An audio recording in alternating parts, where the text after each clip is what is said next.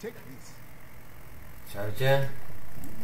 Chcem predstaviť môj build, čo hrám ako na solo.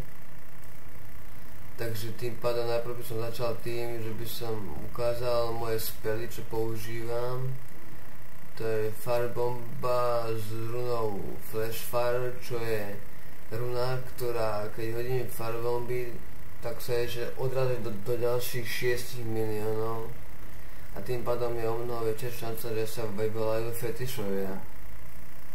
Acid Cloud s runou Acid Rain, čo je runa, keď použijete Acid Cloud, tak sa to ešte rozšíri do 24 yardov naokolo, čiže to je veľmi dobré pre veľmi veľký počet minionov a tiež to pôsobí na vyvolanie fetišov. Čo je moja filozofia, že potrebujem mať čo najväčší počet summonerov okolo seba, aby ma to dokázalo ochrániť, aby to dokázalo utankovať to, aby som ja potom prežil.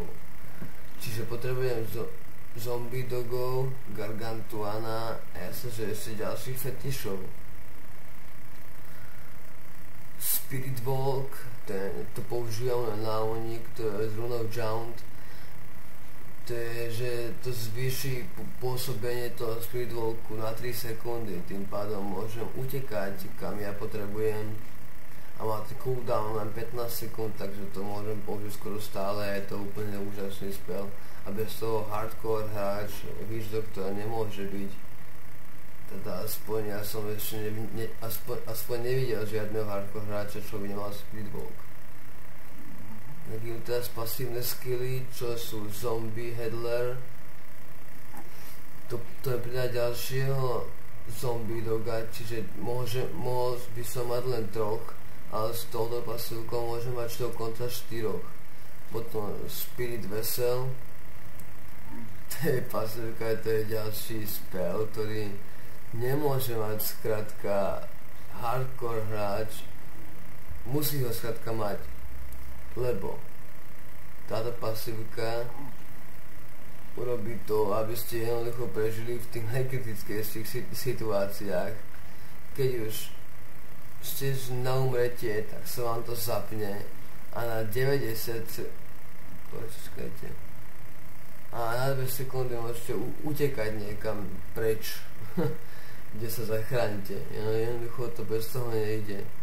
Fetišov som už spomínal, to keď používate Firebomb a Acid Cloud, tak sa vyvolávajú a môže sa vyvolať strašné množstvo. Teraz som ich mal prísam, že aj 10 alebo 15 kusov týchto fetišov. A síce neostávajú navždy, ale je to dobré ich tam mať, lebo sú strašne silné. Ďalšia pasívka mi pridá ďalšieho zombie psa, čiže tým pádom už nemôžem mať len 3 alebo 4, dokonca môžem mať 5 psov a ešte to pridá tým psom a gargantuanovi o 50% damage naviac, takže to je úplne úžasné a to potrebujem mať jednoducho s týmto summoner buildom, to bez toho nejde. Tak ešte vám chcem predstaviť to, čo nosím.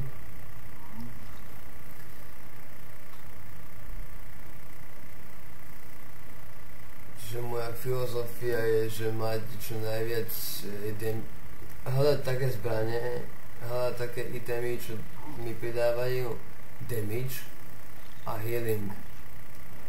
Áno, viem, že to je na hardcore není moc dobré, ale vždy je možnosť niečo tam pridať u mystika, potom niečo zrušiť a pridať tam all resist. A tým pádom vydržíte a máte aj ten toughness. Takže to by som doporučoval aj všetkým ostatným, ktorí hrajú Witch Doctora alebo Wizarda alebo hociakú inakšiu postavu. Je to podľa mňa úplne úžasné a takto to asi hrá väčšina ľudí, síce, ale neviem ako to hrajú ostatní, no ale toto je moja filozofia, že takto to vydržíte a máte ešte aj damage. Ešte som ukázal proste, ne? Takže ešte raz. No vidíte. Čiže nemusíte mať tak veľa života. Ja mám 568 000, ale mám strašne resist. Vidíte, 1500 až 1690 dokonca. 1726 mám na lighting. A tým pádom vydržíte dvakrát toľko, aby nemusíte mať milión života. Na čo? Stačí mať veľký ale resist. A tým pádom vydržíte aj toľko, koľko by mala nejaká postava z miliónov života, aby ma malo, ale resist zase, viď.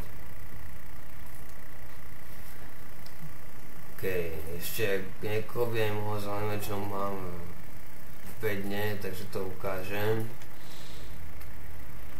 Tuto nosím náhradnú helmu do prípad, že by som vypol, tak tu má tá ďalšia postava ďalšiu helmu. Tuto nosím gemy. A ešte potion flašky. Healed potiony. Čiže nemám prečo, ja vlastne zbieram to. Potom to sa ukladám. A však vlastne predám. Možno. Alebo ja neviem. Niečo s tým bude skrátka.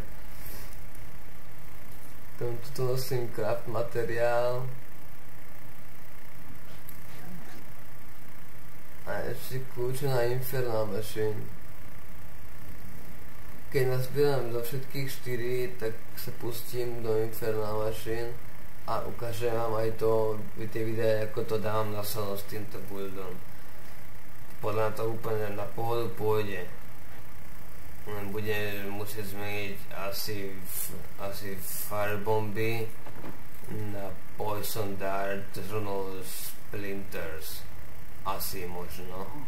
Podľa toho uvidíme, že na ktorého pôjdeme. No, tak toto bude nás tak všetko na úvod. Predstavenie mojej postavy, ako to hrám. A zajtra by som mohol dať ďalšie videjko z Riftu alebo z Bounties, po to ešte neviem, ako sa rozhodnem. Tak zatiaľ čaute.